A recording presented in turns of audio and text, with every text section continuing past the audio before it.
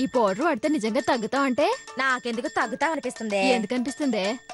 అయితే నిజంగా బరువు తగ్గకపోతే 1000 రూపాయలకి 1,00,000 రూపాయలు ఎందుకు తిరిగిస్తానంటది?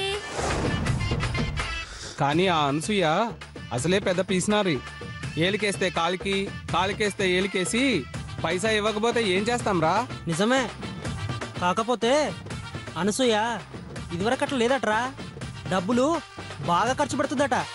అడిగిన దానికంటే ఎక్కువ డబ్బులే ఇస్తుందంట. నువ్వు చెప్తుంది నిజమేనే. ఆ అనసూయ డబ్బులు విచ్చలవిడిగా ఖర్చు పెడుతుందట.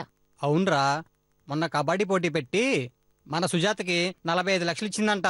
అమ్మో, 45 లక్షలే? అంతేకాదు, మొన్న పుట్టినరోజుకు కూడా బ్రహ్మాండమైన భోజనాలు ఏర్పాటు చేసిందంట. కాకపోతే ఒకప్పట్లా కారం చూపిస్తుందేమోనని నేనే వెళ్ళలేదే. అయితే ఈ డిస్కో పౌడర్ నమ్మచ్చంటావు? నమ్మకపోయినా నష్టమే ఉందే. 1000 రూపాయల కిలో బరువు తగ్గుతాం, లేకపోతే 1,00,000 రూపాయలు వసూలు చేస్తాం. కరెక్ట్. నేను ఇప్పుడు 3 కిలోలు తగ్గాలంటే 3,000 కట్టాలి. గంటలో తగ్గకపోతే 3 లక్షలు వస్తాయి. ఇదేదో బానే ఉందే. అందుకేరా, వెళ్దాం పదండి. నేను రెడీ. పదండి వెళ్దాం, పదండి.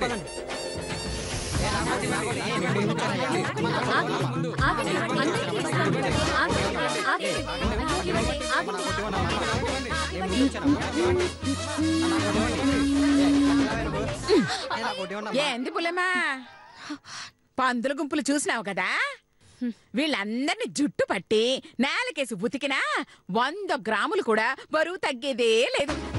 అంటే మనిషికి 10 లక్షలు నష్టపరిహారం చొప్పున ఇవ్వడం, 4 కోట్లు అయిపోవడం ఖాయమమ్మే.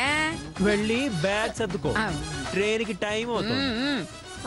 అత్తయ్య అత్తయ్య, జనాలందరూ వెయిటింగ్ అత్తయ్య, తొందరగా రండి. రారా.